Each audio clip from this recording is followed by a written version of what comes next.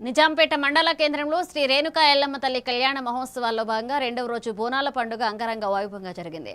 బైండ్ల రాజుల నృత్య ప్రదర్శనలు, యువత డీజే నృత్యాలు ఆకట్టుకున్న ఈ కార్యక్రమానికి మాజీ MLA deputy speaker Padma Devender Reddy ముఖ్య అతిథిగా హాజరయ్య బోనమెత్తారు. ఈ సందర్భంగా ఆమె మాట్లాడుతూ ఎల్లమ్మ తల్లి ఆశీస్సులతో రాష్ట్ర ప్రజలు సుఖ సంతోషాలతో ఉండాలని, మంచి వర్షాలు కురిసి పంటలు సమృద్ధిగా పండాలని కోరుకున్నారు.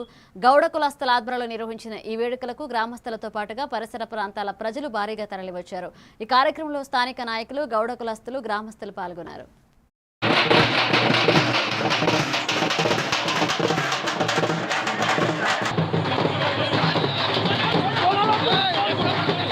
నిజాంపేటలో గౌడ సంఘం వారి తరఫున ఈరోజు ఎల్లమ్మ బోనాలు నిర్వహించుకోవడం జరిగింది.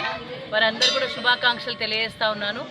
ఎందుకంటే గతంలో మరి ఇక్కడ అత్యంత వైభవంగా, అత్యంత ప్రతిష్టాత్మకంగా వెలిసిన తల్లి ఎల్లమ్మ తల్లి ఒక్క నిజాంపేట మండలానికే కాకుండా చుట్టుపక్కల మండలాల్లో ఉన్న భక్తులందరూ కూడా వచ్చి తమ యొక్క కోరికలు కోరుకుంటా ఉన్నారు, మొక్కులు తీర్చుకుంటూ ఉంటారు. ఇక్కడ ముడుపు కడుతూ ఉంటారు.